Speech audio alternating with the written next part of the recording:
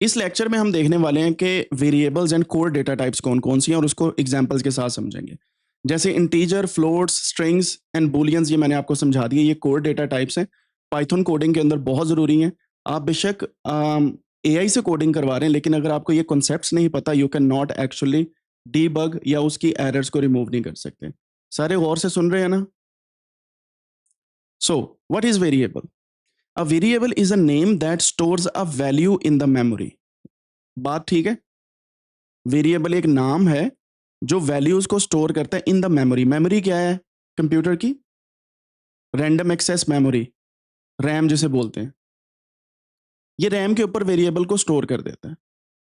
यानी कि एक S variable is a name, ये एक नेम है जो रैम के ऊपर या किसी भी मेमोरी के ऊपर स्टोर कर देता है।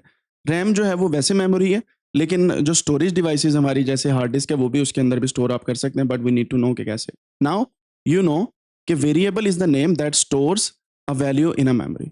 You can use the variable name to access and manipulate the value. ठीक है? जैसे फॉर एग्जाम्पल ये एक डिब्बा है, डिब्बे के अंदर जब हम कोई वैल्यू रख देंगे तो इस डिब्बे को हम नाम दे सकते हैं कि इसके अंदर ये चीजें पड़ी हैं। मिसाल देता हूं आपको, किचन के अंदर यहाँ पे अगर आप शुगर लिख दें और इसमें अंदर चीनी रखी हो, तो ये बेसिकली एक वेरिएबल है जो चीनी को स्टोर करके बैठा हुआ इन पाइथन लैंग्वेज। ठीक है? इसी तरीके से अगर आपने सॉल्ट डाला है और बाहर शुगर लिख दिया है तो ये गलत हो गई ना बात। और जैसे एक बंदे ने चीनी के डब्बे पे नमक लिखा हुआ था, तो कहता ये क्या किया? कहता मैंने कीड़ियों को, चूंटियों को धोखा दिया है, कि वो पढ़ के कहेंगे कि यहाँ पे चीनी है ही नहीं है। सो सेम वही चीज़ है, हमने यहाँ पे जो ओरिजिनल वेरिएबल्स हैं उनको लिखना है। ठीक है? इसकी एग्जाम्पल सेम वैसे ही हम एग्जाम्पल देखेंगे जैसे पहले देखी है। जैसे यहां पे x एक वेरिएबल है जिसने 10 को स्टोर किया हुआ है। बात आ गई समझ? x stores the value 10। Name की बात करते हैं। नेम एक वेरिएबल है जिसने अली के स्ट्रिंग को स्टोर किया है। अब जब भी आपने स्ट्रिंग को लिखना है, आपने ये इन्वर्टेड कॉमास यूज करने हैं। दिस शोज के ये एक स्ट्रिंग है। पाई एक वेरिएबल है जिसने पाई की वैल्यू स्टोर की है। पाई पता है क्या है? मैथमेटिक्स के अंदर पाई यूज होता है, दिस वन, पाई। जब हम किसी एक, चलें इसकी तरफ हम नहीं जाते, अभी मैं पाई आर स्क्वायर आपको समझाने लगा था, सर्कमफ्रेंस का फार्मूला, लेकिन वी डोंट गो देयर। पाई की समझ आ गई आपको? इज एक्टिव ये एक वेरिएबल है जिसने ट्रू को स्टोर किया हुआ है। सो बात समझाने की ये है कि वेरिएबल ऐसी एक नेम है या कंटेनर है जिसके अंदर आप डेटा को स्टोर करते हैं, जो कोर डेटा टाइप्स हैं पाइथन की। कोर डेटा टाइप्स, बात समझ आ गई अब? कोर डेटा टाइप्स कौन कौन सी हैं अगर आप गौर करें तो? जो मैंने आपको पहले बताई हैं, integer, float, string and Boolean. ठीक है? यहां तक ओके? अब इसके भी ऐसे नहीं है कि आपने सिर्फ वेरिएबल बना लिया और बात खत्म हो जाएगी, and you don't need to be very careful with that. So there are few rules for variables. अगर आप गौर करें तो यहां पे ये वेरिएबल्स बने हैं, क्या मैंने कैपिटल एक्स यूज किया यहां पे? नहीं। अच्छा, यहां पे नेम के बाद कोई स्पेस आ रही है या एन कैपिटल है, स्मॉल है और बाकी लेटर्स डिफरेंट है? ठीक, ये भी ऐसे ही है। यहां पे मैं स्पेस भी डाल सकता था, मैंने नहीं डाली, मैंने अंडरस्कोर यूज किया है। रीजन बिहाइंड दैट, ये कुछ रूल्स हैं वेरिएबल के। वो कौन से रूल्स हैं वो मैं आपको समझाता हूं। Rules for variables, whenever you are naming a variable, आपको कुछ रूल्स फॉलो करने हैं। ठीक है? It must start with a letter, A to Z या ए टू जी, कोई भी लेटर हो सकता है, लेकिन मैं प्रेफर करता हूं स्मॉल लेटर्स ऑलवेज। ठीक है? कुछ प्रोग्रामर्स हैं जो कैपिटल लेटर्स भी यूज करते हैं, but I would recommend you use small letters. It should start with a small letter, और आप इसको अंडरस्कोर के साथ भी स्टार्ट कर सकते हैं जब एडवांस लेवल पे जाएंगे, लेकिन अभी के लिए मैं आपको बोलूंगा सिर्फ स्मॉल लेटर्स के साथ आप इसे स्टार्ट करें। ठीक है? नेम देते हुए, can contain letters 0 to 9 digits and underscores. इसका मतलब है लेटर्स, डिजिट्स एंड अंडरस्कोर आ सकती हैं, स्पेशल कैरेक्टर्स नहीं आपने यूज करने। लाइक डॉलर साइन नहीं यूज करने बैठ जाना, या एट द रेट नहीं यूज करने बैठ जाना। Do not use special characters. मैं यहां पे लिख भी देता हूं, do not use special characters. ठीक है? अच्छा जी, केस सेंसिटिव है, अगर आपने एज का वेरिएबल बनाया तो एज ही आएगा। अगर इसका बनाया तो वही आएगा, अगर इसका बनाया वही आएगा। ऐसा नहीं है कि आपने ये वाला बनाया और आप इसको इससे कॉल कर लें। सो जो नाम आपने लिखा है एग्जैक्ट वही होना चाहिए, ठीक है। ये केस सेंसिटिव है। केस सेंसिटिव का मतलब है कैपिटल एंड स्मॉल लेटर्स होते हैं, डिजिट के साथ स्टार्ट नहीं होना चाहिए, and can not use Python keywords जैसे if, else, true, etcetera etcetera. ये पाइथन के कीवर्ड्स हैं, यानी कि ये पाइथन लैंग्वेज के अंदर इस्तेमाल की जाने वाली वर्ड्स हैं। You can not name a variable on that. आप इफ से स्टार्ट नहीं कर सकते या इफ का वेरिएबल नहीं बना सकते, क्योंकि ये ऑलरेडी लैंग्वेज के अंदर है। सो ये कुछ रूल्स आपने फॉलो करने हैं whenever you are naming a variable. ठीक हो गया। अब इसी में गुड नेमिंग प्रैक्टिस के अंदर मैं आपको दिखा देता हूं। ये देखें, यूजर अंडरस्कोर नेम, ये एक अच्छा वेरिएबल है। टू नेम ये गलत है, क्यों? रीजन क्या है, कोई बताएगा? चैट के अंदर आप बता सकते हैं। ये टू से स्टार्ट हुआ है, यानी कि कैरेक्टर से स्टार्ट नहीं हुआ, डिजिट से स्टार्ट हुआ। Total underscore marks, total dash marks, ये डैश नहीं होनी चाहिए, ये अंडरस्कोर होनी चाहिए। स्टूडेंट एज, ये भी ठीक है, लेकिन ऑफ कोर्स हम इसको डिफरेंट वे में यूज करेंगे। क्लास, क्लास क्यों यूज किया हुआ है यहाँ पे, और ये क्यों गलत है? हालांकि सारे नेमिंग कन्वेंशन को फॉलो कर रहे हैं। ये पाइथन कीवर्ड है क्लास, तो इस वजह से हम इसको यूज नहीं करेंगे, ठीक है। Then we have is logged in, is a nice variable. Is logged in क्यों नहीं नाइस? क्योंकि स्पेसिस आ गई हैं, ठीक है। बात समझ आ गई। Use meaningful names, like use snake case recommended in Python. Meaningful name use करने हैं आपने। मीनिंगफुल नेम्स मीन्स जो सेंस बना रहे हो। जैसे एज अगर आप लिख रहे हैं उसमें, तो एज ही होनी चाहिए। जैसे आप पॉकेट मनी लिख रहे हैं तो पॉकेट मनी ही होना चाहिए वेरिएबल का नेम, ठीक है। So need to use exact variables. Okay जी, यहां तक क्लियर है। अब आपको समझ लग गया कि किस तरीके से हम वेरिएबल्स को नेम देते हैं। That's good. अब हम देखने वाले हैं कि पाइथन के अंदर जो डेटा टाइप्स हैं वो कितनी किस्म की हैं, और ये डेटा टाइप्स पाइथन वेरिएबल्स को कैसे अंडरस्टैंड करने में हमारी हेल्प आउट करती हैं। तो आपके सामने स्क्रीन शेयर्ड है, एंड नाउ यू कैन सी कि ये कुछ डेटा टाइप्स हैं जो पाइथन के अंदर मौजूद होती हैं, और इन डेटा टाइप्स के ऊपर काम करना बहुत ज़रूरी है और आपको समझना बहुत ज़रूरी होता है। और ये साथ साथ आपको एग्जांपल्स दे रहा हूँ मैं, और यही वेरिएबल्स की एग्जांपल भी होती है, and I am gonna show you कि वेरिएबल्स कैसे पाइथन की डेटा टाइप्स के साथ मिलके काम करते हैं। सबसे पहले इस आपके सामने जो स्क्रीन पे आ रहा है, इसको एक दफ़ा गौर से पढ़ लें, ताकि आपको क्लियर हो जाए कि हम क्या चीज़ अंडरस्टैंड करने वाले हैं।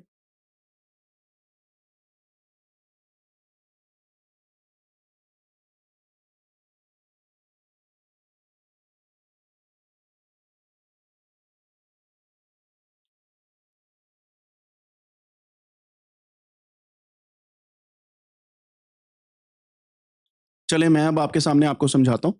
सबसे पहले डेटा टाइप्स की बात हम यहाँ पे कर रहे हैं। डेटा टाइप्स क्या होते हैं और किस तरीके से वो काम करते हैं, वो हम देखने वाले हैं। And you should be very familiar with these all types of data types. ये डेटा की टाइप है, ये पाइथन के अंदर किस तरीके से लिखा जाता है। सिंटैक्स बोलते हैं, how do you right a code, ठीक है। सिंटैक्स होता है लैंग्वेज को लिखने का तरीका।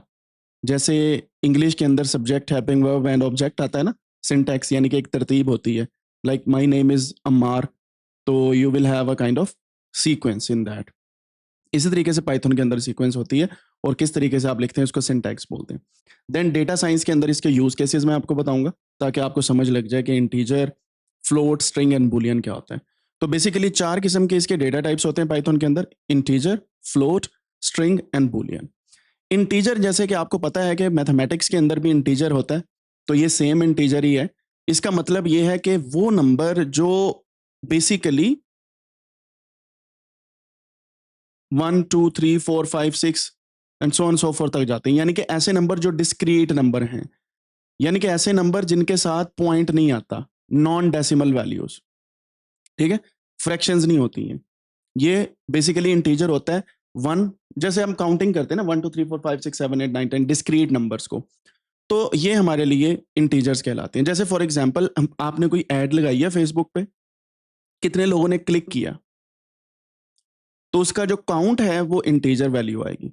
यानी कि जब भी किसी चीज के डेटा को हम काउंट करेंगे, तो we will get discrete actions, like उसकी रोज आ सकती हैं, या टोटल यूजर आ सकते हैं, या number of students in class हो सकते हैं। वो डिस्क्रीट डिस्क्रीट होता है कि एग्जैक्ट नंबर्स।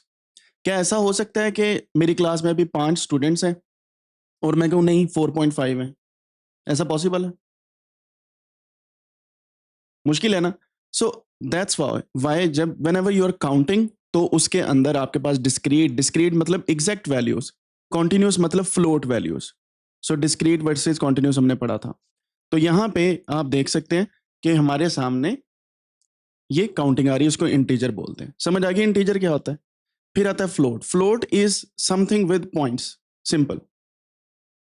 जैसे यूएस डॉलर टू पीकेआर का कन्वर्जन रेट, या आप यहां पे कह सकते हैं एईडी का पीकेआर का कन्वर्जन रेट, या यूरो टू पीकेआर का कन्वर्जन रेट। ये हमेशा पॉइंट्स के अंदर आ रहा होता है, ठीक है? वो वैल्यू जो हमेशा पॉइंट्स के अंदर आए, we need to look at that value as a float value. So जैसे for example euro to PKR, मैं यहाँ पे रेट देखता हूँ कितने है जी, 3.317.39 पाकिस्तानी रुपीज एक यूरो है। तो ये हमारे पास एक फ्लोट वैल्यू आ गई, ठीक है? ये फ्लोट नंबर है।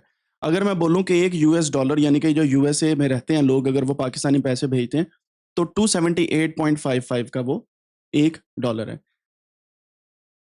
एईडी यूनाइटेड अरब एमिरेट्स के दिरम जो हैं वो बेसिकली इक्वल हैं 75.70, ठीक है?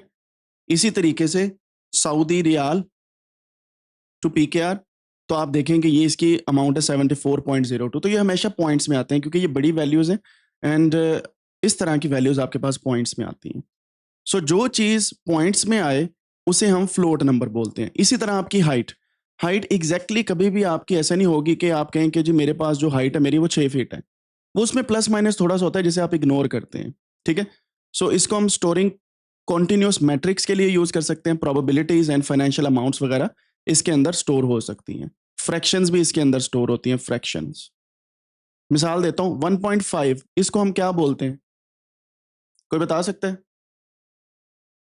यहां पे पॉइंट लगा के तो उस तरीके से हम चलते हैं। तो आप बताएंगे कि कितनी वैल्यू आएगी? 1.5 का क्या फ्रैक्शन बनता है? 0 पॉइंट, इतने बनता है या गलत लिखा है मैंने?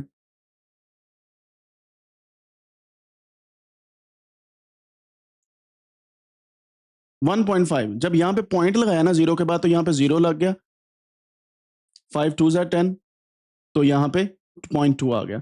सो बेसिकली 0.2 इसकी फ्रैक्शन बनती है और ये एक फ्लोट नंबर है। चलें एक और एग्जांपल देते हैं। 100 डिवाइडेड बाय 33 कितना आता है? 3.3.33333, ये आगे चलता जाएगा, ठीक है? ऐसी फ्रैक्शंस को हम यहाँ पे देखते हैं। Then we bring another one which is called string. String क्या है? ये बेसिकली एक ऐसा डेटा टाइप है जिसके अंदर आप अल्फाबेटिकली चीजों के नेम्स को स्टोर करते हैं, यानी कि इसमें नॉमिनल डेटा ज्यादा आता है। नॉमिनल डेटा इसके अंदर आता है, ठीक है? स्ट्रिंग के अंदर। सो इसमें टेक्स्ट का डेटा आएगा, लेबल्स आएंगे, कॉलम्स के नेम्स आएंगे, कैटेगोरिकल वेरिएबल्स जितने हैं वो सारे के सारे यहां पे आएंगे। सही हो गया? तो इसको हम बोलते हैं स्ट्रिंग, जिसमें आप अल्फाबेटिकली चीजों को लिखते हैं, राइट? आगे चलते हैं बुलियन की तरफ। बुलियन में सिर्फ ट्रू या फॉल्स आता है, कि जैसे इब्राहिम आज क्लास में है, यस तो ट्रू हो जाएगा, फॉल्स होगा तो इसका मतलब नहीं है, ट्रू या फॉल्स, ठीक है? इसको हम 0 या 1 भी कह देते हैं कभी कभार डेटा के अंदर। 0 मीन्स नहीं है, 1 मतलब है, ट्रू या फॉल्स, राइट? सो इस तरीके से हम इसको लेके चलते हैं। ये 4 किस्म के मैंने आपको डेटा टाइप बताई। यहां तक ओके हो गया? क्लियर है यहां तक कि किस तरीके से डेटा टाइप्स जो हैं वो पाइथन के अंदर काम करती हैं? End of course I will let you know कि ये बाकी डेटा टाइप्स जो हैं, कॉन्टिन्यूस, डिस्क्रीट, वेरिएबल्स, ये सारी चीज़ें क्या होती हैं। But for now we need to learn about Python variables. अब हम कोर डेटा टाइप्स को थोड़ा सा और डिटेल में देखते हैं और एग्जाम्पल के साथ मैं आपको समझाता हूँ ताकि आप इसको अच्छे से याद कर लें। होल नंबर जो होते हैं, पॉजिटिव, नेगेटिव और जीरो, इनको हम इंटीजर्स बोलते हैं और ये इंट की फॉर्म में आते हैं, ठीक है? होल नंबर्स, मैथमेटिक्स में होल नंबर्स होते हैं, याद है आपको? जो पूरा नंबर हो विदाउट एनी डेसिमल पॉइंट, इसको हम इंटीजर बोलते हैं। और ये पाइथन के अंदर इंट के नाम से जाने जाते हैं। डेटा टाइप इनकी क्या है? INT, इंट, ठीक है? 10 -25 0 9 99 1 2 3 4 5 6, ये सारी इसकी एग्जाम्पल है। फिर दूसरी टाइप आती है फ्लोट नंबर की, इसमें पॉइंट्स आते हैं और ये नंबर्स हैं विद अ डेसिमल पॉइंट और in exponential form, like 3.14, this one and this one. Exponential form मतलब 1.5 इंटू 10⁻³ ये एक्सपोनेंशियल है और हमने इसको कुछ इस तरीके से लिखा हुआ है, this is called exponential form. तो जब भी एक्सपोनेंशियल फॉर्म में आएगी वैल्यू तो वो इस तरीके से लिखी जाएगी। पता है ना 10⁻³ क्या होता है और बाकी चीजें क्या होती हैं, बेसिक मैथमेटिक्स है। जैसे फॉर एग्जाम्पल ये लिखा हुआ है 1000, इसको 1 इंटू 10⁻³ भी तो लिख सकते हैं, क्यों? 10⁻³ मीन्स 1 0 2 0 3 0। समझ आई बात की? तो ये वही है और इसी को हम 1 एक्सपोनेंशियल 3 भी लिख सकते हैं, राइट? तो इंटीजर की हमारे पास एग्जाम्पल ये थी, A25 है, B is equal to -100, C is equal to this, इसको इंटीजर कहते हैं। फ्लोट में हमारे पास ये वैल्यूज आ गई, ये हमारे पास जो है ये फ्लोट नंबर है। एंड हम इसकी टाइप को कैसे चेक कर सकते हैं? वो just need to type A, तो हमारे पास पता चल जाएगा कि इस डेटा टाइप को हम कौन सी टाइप इसकी मान रहे हैं। तो इंट इस तरीके से इसका आंसर आ जाएगा, ठीक है? और इस पे कॉमन ऑपरेटर्स ये यूज हो सकते हैं, प्लस कर सकते हैं, एडिशन, सब्ट्रैक्शन, मल्टीप्लिकेशन। और यहाँ पे आप देख सकते हैं कि ये हमारे पास एक फ्लोर डिवीजन है, इसको हम समझेंगे क्या होती है। एंड रिमाइंडर हमारे पास इसमें देख सकते हैं और एक्सपोनेंट देख सकते हैं। तो हम ये सारे ऑपरेशन इस पे परफॉर्म कर सकते हैं इन पाइथन, ठीक है? डमास रूल याद है आपको? DMAS and BOD MAS, BODMAS and Damas rule, तो ये सारे इस पे अप्लाई होते हैं। देन यहाँ पे इसकी फ्लोट की टाइप भी आप ऐसे चेक कर सकते हैं, कॉमन ऑपरेटर जिसके भी वही हैं जो इंटीजर के हैं, ठीक है? ये दोनों के सेम है। फिर आता है स्ट्रिंग एंड बुलियन। स्ट्रिंग के अंदर अगर आप देखें तो आपके पास नेम्स आते हैं और नॉमिनल वेरिएबल्स आ रहे हैं। जैसे हेलो लिखेंगे तो इसके इर्द गिर्द इन्वर्टेड कॉमा है, पाइथन 1 2 3 अली खान, तो ये सारे स्ट्रिंग हैं। ये भी एक स्ट्रिंग है 1 2 3, नंबर दिख रहा है आपको लेकिन क्योंकि इन्वर्टेड कॉमा लगे हुए हैं तो ये स्ट्रिंग बन जाएगा, ठीक है? अब स्ट्रिंग है 1 2 3, तो ये सिर्फ और सिर्फ स्ट्रिंग वाले ऑपरेटर को फॉलो करेगा, ठीक है? जैसे हेलो पाइथन अली खान, तो आप सिंगल वाली भी लगा सकते हैं, डबल इन्वर्टेड कॉमा भी लगा सकते हैं, ट्रिपल भी लगा सकते हैं। ज्यादातर डबल और सिंगल यूज होते हैं, ट्रिपल यूज नहीं होते। तो इसकी भी टाइप आप चेक कर सकते हैं, टाइप लिख के उस वेरिएबल का नाम लिख दें जिसके अंदर ये डेटा स्टोर है, तो आपको उसकी टाइप आ जाएगी। इसमें हम प्लस भी कर सकते हैं जिसको हम कॉन्कैटिनेशन बोलते हैं, फिर एस्टेरिक यूज कर सकते हैं, फिर हम स्क्वायर ब्रैकेट्स को इंडेक्सिंग के लिए यूज कर सकते हैं, इंडेक्सिंग कर सकते हैं, IN यानी कि इसकी जो लेंथ वगैरह और स्लाइसिंग वगैरह इसके लिए हम कर सकते हैं, इंडेक्सिंग वगैरह के बाकी फंक्शन इस पर यूज कर सकते हैं। ये पाइथन के अंदर इसके ऑपरेटर्स हैं कि आप कैसे इसको फाइंड आउट करते हैं, ठीक है? स्ट्रिंग्स आर इम्यूटेबल, ये चेंज नहीं की जा सकती, यानी कि इनके अंदर जो एक दफा चीज आ गई वो वैसे ही रहेगी। बुलियन पे आते हैं, ये ट्रू फॉल्स है, जैसे मैंने आपको पहले भी बताया, is student true, is employed false. तो इस तरीके से आप इसकी टाइप चेक कर सकते हैं, सेम वही तरीका है। इसमें 3 ऑपरेटर्स लगते हैं लॉजिकल, एंड और नॉट। एंड मतलब कि क्या कोई चीज ट्रू है, जैसे for example age is equal to 10, तो अगर मैं क्वेश्चन पूछूं कि क्या एज 10 है, तो इसका मतलब क्या आएगा? ट्रू, ये ट्रू है, ठीक है? तो इस तरीके से आप देखते हैं एंड और नॉट को, इसको मैं और डिटेल में आपको समझाऊंगा, बट फॉर नाउ ये आपके पास बुलियन है। तो हमारे पास integer, float, string and boolean यहाँ पे आ गए, ठीक है? अब इन सारी चीजों के कंपैरिजन करके हम देखते हैं कि क्विक कंपैरिजन में हमें ये किस तरीके से अंडरस्टैंड करवा सकती हैं चीजें। जैसे फॉर एग्जांपल यहाँ पे डेटा टाइप में इंटीजर है 25, ये इसकी क्लास है, ये होल नंबर है। फिर फ्लोट ऐसे है, हेलो ऐसे है, ट्रू ऐसे है। तो अगेन वही चीज है कि जब आप इसकी टाइप चेक करेंगे पाइथन के फंक्शन के साथ तो ये आंसर आपके सामने आएंगे, राइट? इसमें टेक्स्ट एंड कैरेक्टर आते हैं और ये ट्रू फॉल्स है, ठीक है? अब हम इस पे एक कोड भी रन करके देखेंगे और मैं आपको समझाऊंगा कि ये कोड कैसे काम करता है, and then we will see कि हमारे पास आउटपुट कौन सी आ रही है और कौन कौन से हमारे पास जो वैल्यूज हैं वो आ रही हैं, ठीक है? फिर हम एक टाइप से दूसरी टाइप में कन्वर्ट करके भी देखेंगे, and then taking input from user, वो भी हम देखेंगे ताकि हमें इसकी समझ आ जाए, ठीक है? As a short note, variable store values, Python has 4 core data types, 4 core data types हैं पाइथन की, integer, float, string and Boolean. Choose the right data type for your data, use meaningful variable names and practice makes you perfect, ठीक है? Logic को आपने समझना है, code लिखना सीखना है, याद नहीं करना, लिखना सीखना है, ठीक है? याद करने से आपको भूल जाएगा।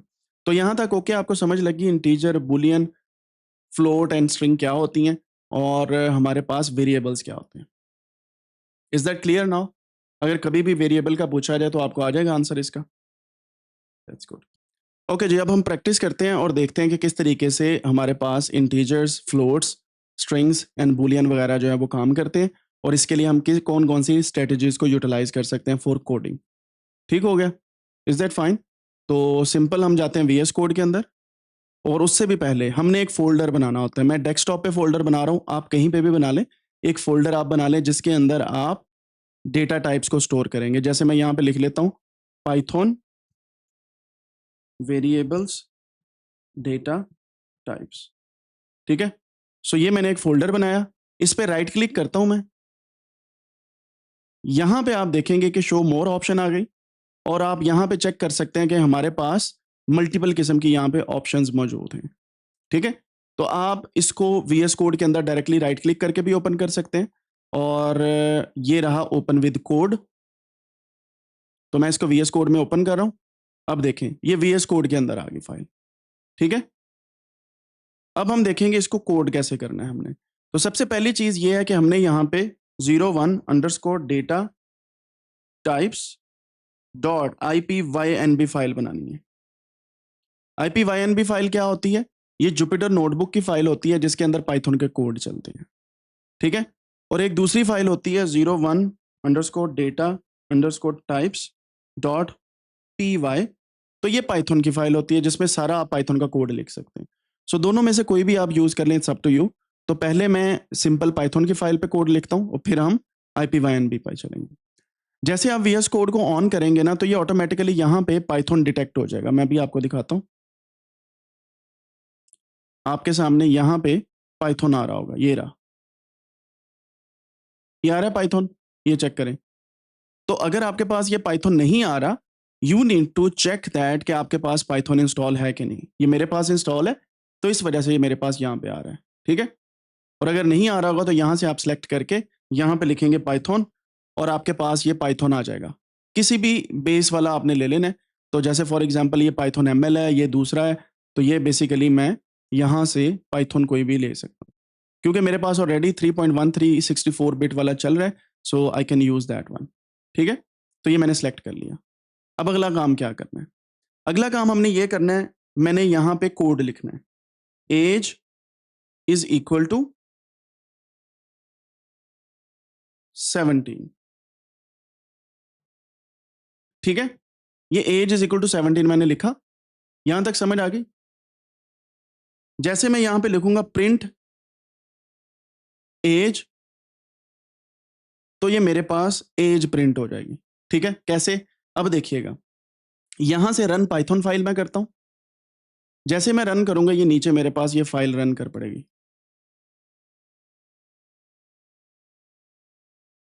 ये देखें, आ गया 17 मेरे पास लिखा हुआ। ठीक है? तो ये पूरी फाइल रन की है जिसके बाद मेरे पास 17 यहां पे लिखा हुआ आ गया। राइट? अब मैं यहां पे लिखता हूं टाइप ऑफ एज। यही है ना वो कोड जो हमें बताता है कि ये किस किस्म की टाइप हमारे पास मौजूद है। ठीक है? ऑफ कोर्स इसके पीछे अगर आप प्रिंट लगा देंगे तो ये सही तरीके से आपको आंसर प्रिंट करके यहाँ पे आउटपुट में दे देगा। ठीक है? तो लेट्स ट्राई दिस। मैं इसको रन करता हूँ, ये चेक करें। यहाँ पे आपने गौर करनी है, मैं इसको थोड़ा सा जूम इन खुद से कर रहा हूँ। यहाँ पे हमारे पास 17 एज आ गई है और क्लास कौन सी आई है इसकी, डेटा की क्लास कौन सी है, इंटीजर। Simple is that. ठीक है? तो ये इंटीजर आ गई है। इस तरीके से आप इसको रन कर सकते हैं। अब आपने देखा होगा कि अभी जो हमने काम किया है ना, ये थोड़ा सा टीडीएस है। हम यहाँ पे जाके रन करते हैं, फिर नीचे आते हैं, फिर हमारे पास इसकी एप्लीकेशन आती है। That is why Jupiter notebooks are important. अब मैं जुपिटर नोटबुक्स पे जाता हूँ, ये वाली इसको मैं सेव कर लेता हूँ फाइल को। जुपिटर नोटबुक पे गया। अब हमें टर्मिनल की जरूरत नहीं है, ये नीचे वाले की, इसको मैं बंद कर देता हूँ। ठीक है? थोड़ा सा जूम इन कर लेते हैं। यहाँ पे अब हम अपना कोड भी लिख सकते हैं और उसको रन भी कर सकते हैं। सो मैं कोड पे क्लिक करता हूँ। क्लिक करने के बाद यहाँ पे वो सारे का सारा कोड मैं यहाँ पे ले आता हूँ कॉपी करके। यहाँ पे पेस्ट कर देता हूँ, ठीक है, इज इट फाइन? तो अब देखें कि यही चीज अब मैं रन करता हूँ यहाँ पे, आप देखिएगा एक मसला यहाँ पे क्रिएट होना है, but we will see that. मैं इसको रन करता हूँ, मैंने जैसे ही रन किया इट स्टार्टेड आस्किंग कि कौन सा कर्नल यानी कि पाइथन कौन सा यूज करना है। जब हम इस फाइल पे थे तो हम यहां से सिलेक्ट कर रहे थे पाइथन को, ऐसे ही है।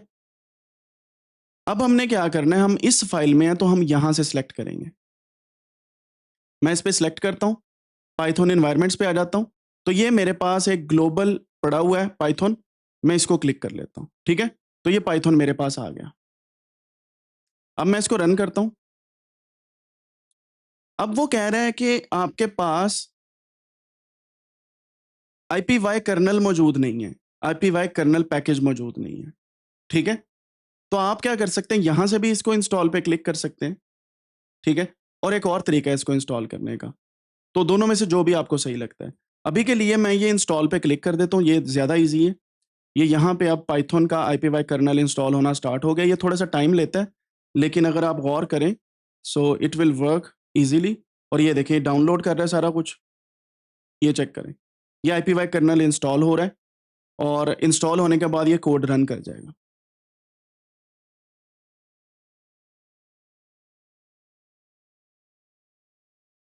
Now you can see it's still installing, it will take some time from this method, लेकिन एक दूसरा मेथड है जो मैंने आपको पहले बताया, उसके अंदर भी हम इसे इंस्टॉल करके देखेंगे। ये हमारे पास इंस्टॉल हो गया, इंस्टॉल होते साथ ही इसने कोड को रन किया, ये चेक करें, और यहीं पे आउटपुट आ गई। मजे की चीज, ये हमारे पास आउटपुट भी वहीं पे आ गई। मैं इसको थोड़ा सा जूम इन करता हूँ और यहीं पे आउटपुट आ गई 17 एंड क्लास जो है इंटीजर आ गई। अब अगर मैं प्रिंट नहीं भी लिखता ना, यहाँ पे इंटीजर सीधा आ जाता है हमारे पास, ठीक है। सो यहाँ पे अगर आप प्रिंट एज पे नहीं लिखते तो फिर भी आपके पास ये 17 नहीं आ गया, क्योंकि last one is already printing here, ठीक है। सो ऊपर से नीचे लॉजिक चल रही है इसकी। अब मैं यहाँ पे लाइन नंबर शो करवा देता हूँ, पहले लाइन नंबर 1 चलेगी, फिर लाइन नंबर 2, फिर लाइन नंबर 3। जो लास्ट वाली लाइन होगी उसमें प्रिंट लिखने की आपको जरूरत नहीं है, वो ऑटोमेटिकली आंसर दे देगी। समझ आ गई? तो ये हमारे पास पहला इंटीजर का आ गई एग्जाम्पल। अब फ्लोट की लेते हैं, मैं यहाँ पे लिखता हूँ height is equal to 5.9, print height, और टाइप ऑफ हाइट ले लेते हैं, और यहाँ पे इसको मैं रन करता हूँ, तो ये आ गया फ्लोट। सही हो गया। अब आते हैं स्ट्रिंग पे, so name is equal to Amar, print name, और टाइप ऑफ नेम क्या है वो चेक कर लो। तो ये देखें जी, ये स्ट्रिंग आ गई टाइप हमारे पास, अमार भी प्रिंट हो गया और स्ट्रिंग भी आ गई। अब रह गया हमारे पास बुलियन, सो यहाँ पे is adult, print is adult, और या मैं यहाँ पे लिख लेता हूँ टीचर, तो टाइप भी आ जाएगी और हमारे पास पता चल जाएगा, तो ये बुलियन आ गया, ठीक है। तो 4 की 4 कोर डेटा टाइप हमने यहाँ से देख ली। इजी है, कोई मुश्किल काम तो नहीं है ना, राइट। अब हम अपने कोड को ना थोड़ा सा एडवांस बनाते हैं, और थोड़ा सा एडवांस बना के हम देखते हैं कि यूजर इनपुट कैसे लेनी है।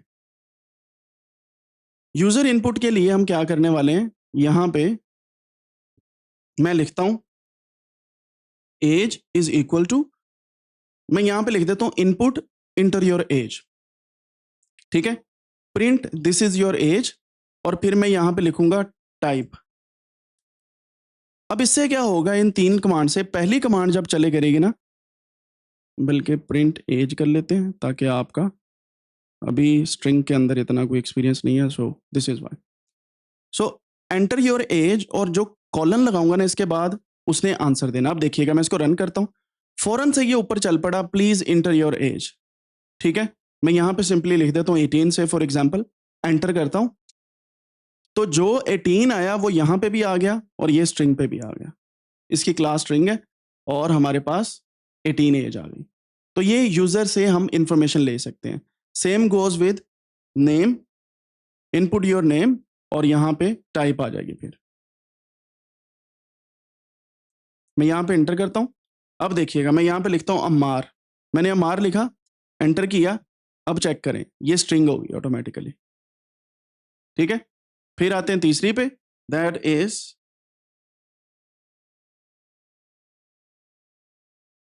Height, enter your height, print height and then type height. Control enter से भी चल जाता है, तो ये इसने पूछा कि हाइट कितनी है, मैं यहाँ पे लिख देता हूँ 6.1, एंटर। तो ये चेक करें, ये 6.1 आ गया और साथ में स्ट्रिंग आ गई। अब आप सोच रहे होंगे कि इधर क्यों स्ट्रिंग आया है, shouldn't it be float number?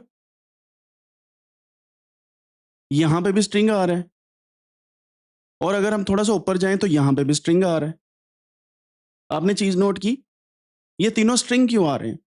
उसकी रीजन ये है कि जब आप इनपुट मांग रहे हैं ना, तो यहां पे चेक करें, ये इन्वर्टेड कॉमा लगे हुए हैं। ठीक है, तो इसका मतलब यह है कि जब भी कोई एज लिखता है वो इस इन्वर्टेड कॉमा के अंदर आ जाती है। अब हमें क्या करना है, इसको किस तरीके से हम चेंज कर सकते हैं? We need to change the type. उसके लिए हम क्या करेंगे, ये चेक करें, इंट लगा देंगे एज के पीछे। एज जो हमारे पास वेरिएबल बन गया, इसके पीछे इंट लगा देंगे। तो सिंपली आप देखिएगा, आप इंटर योर एज, मैं यहाँ पे 18 लिख देता हूँ, देन अगेन ये देखें 18 स्ट्रिंग थी, फिर इंटीजर हो गया। ठीक है, अब यही काम इंट वाला हम एक और तरीके से भी कर सकते थे। वो पता क्या है, बहुत आसान है। इन तीनों को ऐसे ही रखें और यहां पे ब्रैकेट लगाएं, लास्ट पे ब्रैकेट लगाएं और इस जगह पे इंट लिख दें सिंपली। मतलब जब वो ऐड करे उसको इंट में कन्वर्ट करो, फिर प्रिंट करो लाइक दिस 18, एंटर। देखें डायरेक्टली चेंज हो गया। Now will go down here, name का स्ट्रिंग ठीक है, हाइट के अंदर भी अगेन हमने वही काम करना है, हमने यहाँ पे लिखना है फ्लोट, और यहाँ से हमने ब्रैकेट्स लगा देनी है, और यहाँ पे देखते हैं अब क्या आता है। हाइट 6.1, एंटर, ये फ्लोट में चेंज हो गया। ठीक है, अब जस्ट इमेजिन कि अगर किसी की हाइट 6 है, तो ये तो इंटीजर वैल्यू है ना, लेकिन जैसे मैं एंटर करता हूँ ये स्टिल फ्लोट में जाएगी और इसको 6.0 बना देगी, क्योंकि हमने इसकी टाइप कास्टिंग की है। This is called type casting, type को चेंज करना, टाइप कास्टिंग, टाइप कास्टिंग। ये जो हम फ्लोट लिख रहे हैं और बाकी चीजें लिख रहे हैं, ठीक है, टाइप कास्टिंग। मैं यहाँ पे लिख के लगा देता हूँ।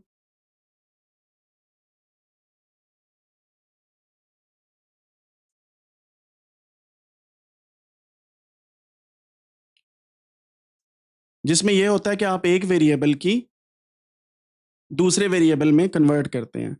ठीक है, सो ये डिफरेंट किस्म के फंक्शंस आप यूज करते हैं टाइप कास्टिंग के लिए।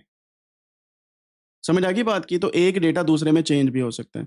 Now we will go back to our point, जो हम यहाँ पे देख रहे थे कि हमने टाइप कास्टिंग कर ली है, हमने टाइप कन्वर्जन जिसे बोलते हैं वो भी कर ली है, और हमने देख लिया कि डिफरेंट किस्म की कोडिंग एग्जाम्पल के अंदर हमारे पास boolean, string, float and integer कैसे काम करते हैं। ठीक हो गया? अब आपको ये टॉपिक समझ आ गया, variables and code data types क्या होती हैं। अगर आपका कोई क्वेश्चन है then we can talk about that, लेकिन I think so this is clear now. तो ये आपका टास्क है, इससे ऑनवर्ड आपने क्या करना है, यूट्यूब चैनल जो है हमारा, उसके लिए आपने लिखना है crash course of Python Codanics YouTube. तो ये लिखेंगे तो ये एक कोर्स आपके सामने आएगा which is Python 101 crash course. ये मैं बारहा दफ़ा आप लोगों को कह चुका हूँ, और ये डिफरेंट कोर्सेज का हमारा प्री रिक्विजिट भी होता है। तो आपसे मेरी रिक्वेस्ट ये है कि प्लीज़ इसको एक दफ़ा देखें, क्योंकि इसके अंदर ये सारे चैप्टर्स मैंने बड़ी डिटेल में यहाँ पे लिखे हुए हैं। तकरीबन कोई 92,000 प्लस लोग इसको देख चुके हैं already. So this is not small lecture, ये एक अच्छा खासा 11 घंटे का लेक्चर, और इसमें सारी पाइथन की बेसिक्स मैंने बताई हैं। मिनी कोंडा क्या होता है, कोंडा क्या होता है, फाइल क्या होती है, इंस्टॉलेशन कैसे करना है, जुपिटर नोटबुक्स क्या हैं जो आज हमने पढ़ी हैं, पाइथन फॉर डेटा साइंस क्या होती है, इंपोर्टेंट लॉगिन्स, और बाकी सारी चीज़ें यहाँ पे बताई हुई हैं। So this lecture is the key to proceed further. Please इसको ज़रूर देखें, ये कभी भी पुराना नहीं होगा। उसकी रीज़न ये है कि पाइथन लैंग्वेज का सिंटैक्स जब तक चेंज नहीं होता तब तक ये सेम रहेगा। So please consider watching this again, और इसकी जो भी असाइनमेंट है वो भी करें। और इसको 11 घंटे लगेंगे, टोटल 11 घंटे 35 मिनट, लेकिन 3 दफ़ा देखें तो एक दिन के अंदर आप पाइथन सीख सकते हैं ईजिली। तो टाइम देना पड़ना है आपको और समझना पड़ना है, then it will work like a charm. ठीक हो गया जी?